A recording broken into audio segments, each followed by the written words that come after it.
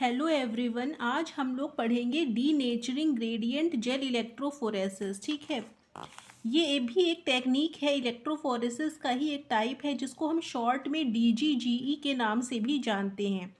तो denaturing gradient gel electrophoresis आपने पढ़ा होगा, एग्रोज gel electrophoresis, polyacrylamide gel electrophoresis. तो इसमें क्या होता है, ग्रोस जेल इलेक्ट्रोफोरेसिस या पॉलीएक्रिलामाइड जेल इलेक्ट्रोफोरेसिस में हम करते क्या है, डीएनए या प्रोटीन का सेपरेशन करते हैं, एक जेल का बेस बनाते हैं और फिर उसमें हम लोड करते हैं अपने डीएनए और या प्रोटीन को, फिर उनको रन करते हैं तो वो अपने साइज़ के अकॉर्डिंग सेपरेट हो जाते हैं।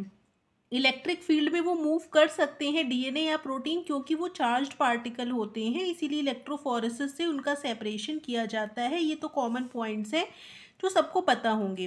तो ये डीनेचरिंग ग्रेडियंट जेल इलेक्ट्रोफोरेसिस में होता क्या है, इसमें एक जेल प्रिपेयर किया जाता है, चाहे वो जेल हमारा पॉलीएक्रिलामाइड जेल इलेक्ट का जेल हो या फिर एग्रोस का जेल हो, दोनों में से कोई भी जेल हम प्रिपेयर कर सकते हैं। अपना पोर साइज हमें पता होगा कितना बनाना है, उसके अकॉर्डिंग उसमें हम क्या करते हैं, इस जेल में ग्रेडियंट बनाते हैं डीनेचरिंग एजेंट को डाल के, जैसे कि यूरिया एक डीनेचरिंग एजेंट है।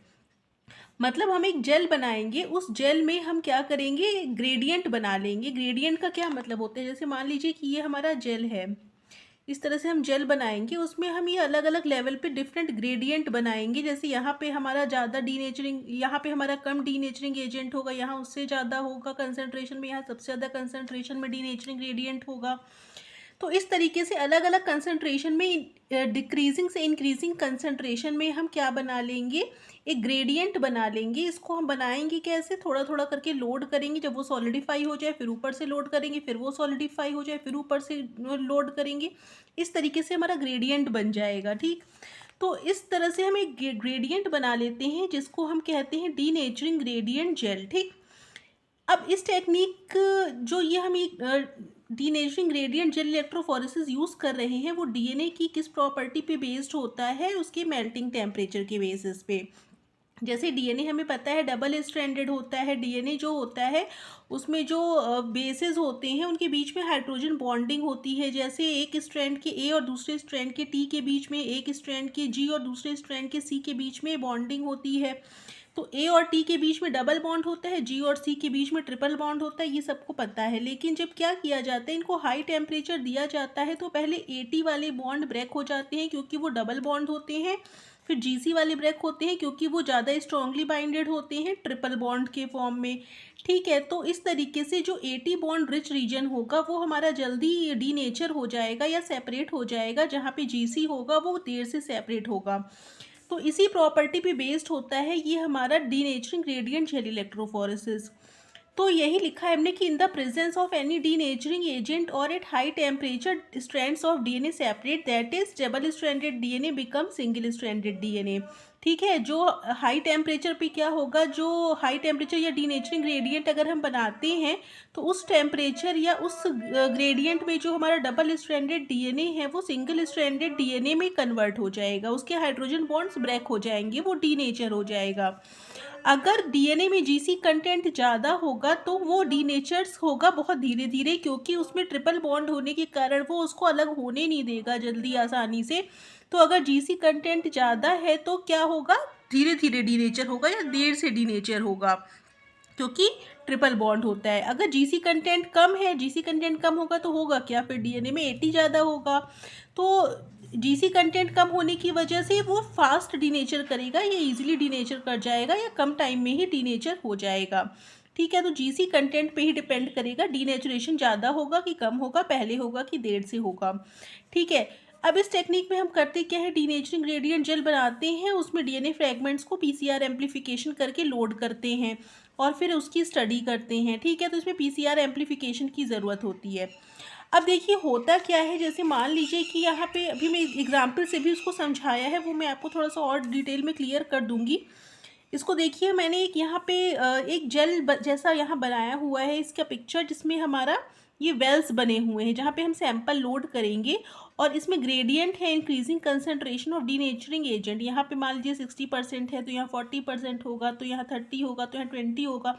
इस तरीके से अलग अलग परसेंटेज का ग्रेडियंट हमने इस जेल में बना लिया है। ठीक, उसके बाद हम क्या करेंगे, इस पे अपना सैंपल लोड करेंगे और उसको सेपरेट करेंगे।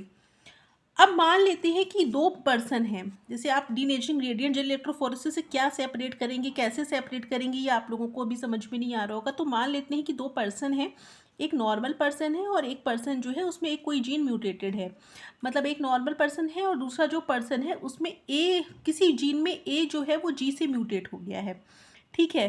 तो जैसे आप समझ सकते हैं, एक पर्सन ये, एक पर्सन ये, दोनों का डीएनए निकाला गया।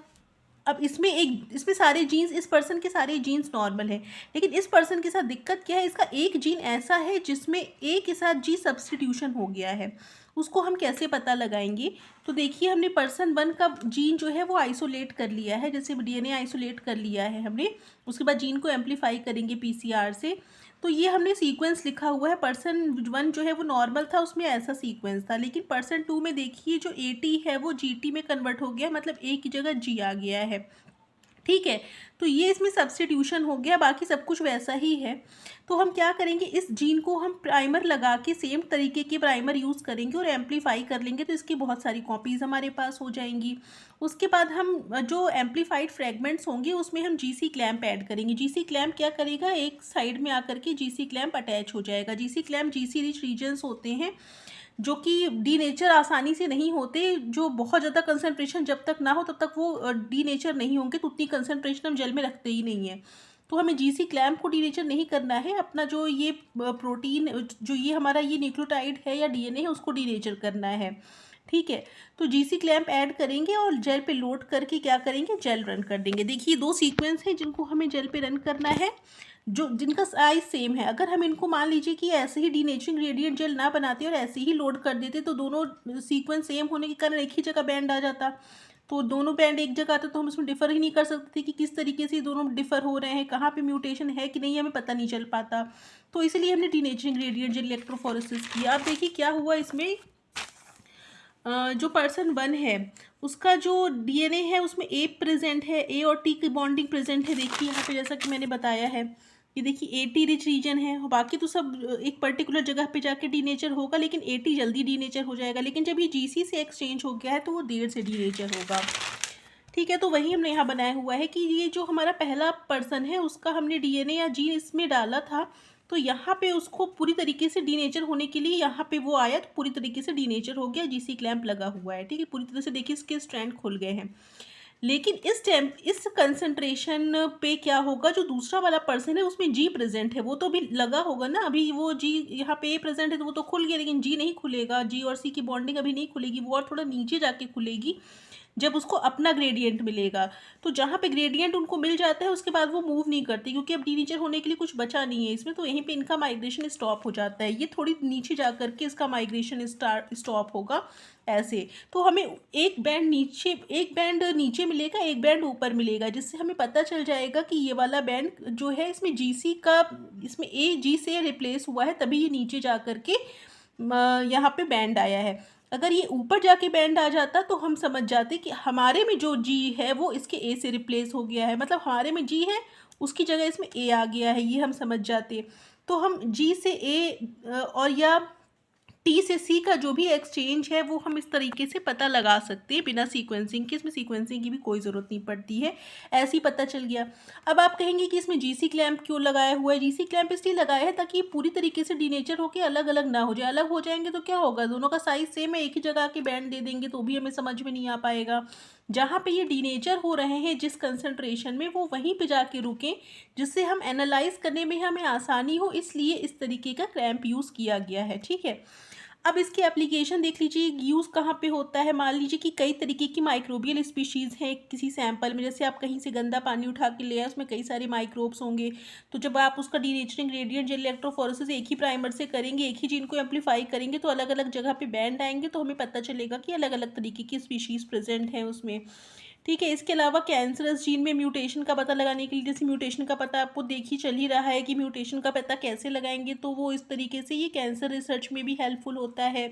इसके अलावा और देखिए identification of single nucleotide polymorphism, SNPs को भी हम इससे क्या कर सकते हैं, आइडेंटिफाई कर सकते हैं। एक न्यूक्लियोटाइड का भी अगर डिफरेंस है, एक भी ए या जी में एक्सचेंज हो गया है तो अलग अलग जगह पे बैंड देगा, जैसा कि आपने देखा है अभी, तो आइडेंटिफाई कर सकते हैं हम एसएनपीज को। इसके अलावा डिजीज़ कॉजिंग जीन, जो हमारी जेनेटिक डिजीज़ होती हैं जिसका सीक्वेंस कुछ चेंज हो जाता है, तो वो भी हम इसमें आइडेंटिफाई कर सकते हैं कि किस तरीके से जो बेसेस हैं वो चेंज हुए हैं। 8 से मतलब प्यूरीन से पिरीमिडीन का एक्सचेंज हुआ है या पिरीमिडीन से प्यूरीन का एक्सचेंज हुआ है, इसके बारे में हमें थोड़ा आइडिया हो जाता है इस जेल के पैटर्न को देख करके। बहुत ज़्यादा अगर आपको क्लियर करना है तो इस जेल को काट करके यहाँ से आप इसको प्यूरीफाई करके सीक्वेंसिंग भी कर सकते हैं एग्जैक्ट लोकेशन देखने के लिए, लेकिन एक आइडिया तो हमें हो ही जाएगा कि हाँ डिफरेंट है इनके जीन या डीएनए। अब देखिए कुछ इसके एडवांटेज और डिसएडवांटेज मैंने लिखे हुए हैं। जैसे ये रैपिड टेक्निक है, जल्दी हो जाती है, सीक्वेंसिंग की ज़रूरत नहीं पड़ती है, अफोर्डेबल है, बहुत खर्चा नहीं होता, क्योंकि सीक्वेंसिंग करने जाएंगे तो खर्चा ज़्यादा होगा। ऑपरेट करना है इसको आसान है, जल्दी तो बनाना है, लोड करना है, रन करना है। मल्टीपल स्पेसिमेन, अलग अलग स्पेसिमेंस जो होंगे, जितने तरीके के आपके ऑर्गेनिज्म होंगे सबका एक ही डीएनए आप अलग अलग वेल में लोड कर दीजिए, एक ही साथ सब रन होकर आपको पता चल जाएगा। तो इसमें क्या होगा, मल्टीपल सैंपल एक ही बार में रन किए जा सकते हैं। डिसएडवांटेजेस क्या है, इसमें केवल हम कुछ फ्रेगमेंट्स को ही, स्मॉल फ्रेगमेंट्स को ही देख सकते हैं। इसमें आपको जीन के बारे में जैसे मैंने बताया आपको एम्पलीफाई करना होगा, रीजन पर्टिकुलर उसको आप देख सकते हैं कहाँ पे। लेकिन अगर पूरे जीनोम की स्टडी करनी है या आपको किसी नॉन इंटरजेनिक रीजन की स्टडी करनी है तो उसके लिए ये सुटेबल नहीं है, क्योंकि आपको उसका सीक्वेंस नहीं पता होगा तो प्राइमर नहीं बना पाएंगे। आप प्राइमर नहीं बना पाएंगे तो एम्पलीफाई करके या आप जेल रन ही नहीं कर पाएंगे। तो analyse only small fragment, not suitable for genome और लार्ज जीन और फॉर इंटरजेनिक रीजन। जीन के बीच में जो इंटरजेनिक रीजन होते हैं जिसको हम इंट्रॉन्स कहते हैं, उनकी भी स्टडी नहीं कर पाएंगे इससे। इसके लिए हमें सीक्वेंस की पहले से इन्फॉर्मेशन होनी चाहिए, तभी तो हम प्राइमर बना पाएंगे। और ग्रेडियंट जो होता है उसको फॉर्म करना भी आसान नहीं होता। अगर ग्रेडियंट फॉर्म करने में अगर दिक्कत हो जाएगी तो वो हमारा ठीक से सेपरेशन नहीं हो पाएगा प्रॉपर। तो ग्रेडियंट बनाते समय भी उसकी कंसंट्रेशन हमें चेक करना चाहिए कि सही से हमने बनाया है कि नहीं। ऐसा ना हो कि हमने जल्दबाजी में गलत कंसंट्रेशन का बना करके लोड कर दिया, रन किया तो सेपरेट हो ही नहीं रहे हैं, तो बाद में परेशान हो रहे हैं। तो ये सब चीज़ें भी हमें देखनी पड़ती हैं इसमें। तो ये हमारा डीनेचरिंग ग्रेडियंट जेल इलेक्ट्रोफोरेसिस का यही सिंपल सा मेथड है। आई थिंक आपको क्लियर हो गया होगा। अगर अभी भी आपको कोई भी डाउट है कि ऐसा क्यों कर रहे हैं या इसमें ऐसा क्यों किया है, या किस तरीके से एनालाइज करेंगे, तो आप मुझसे कमेंट में पूछ सकते हैं कि ये कैसे हुआ। ठीक है, तो मैं आपको एक्सप्लेन कर दूंगी वहीं पे। तो आज के लिए इतना ही रखते हैं। Thank you.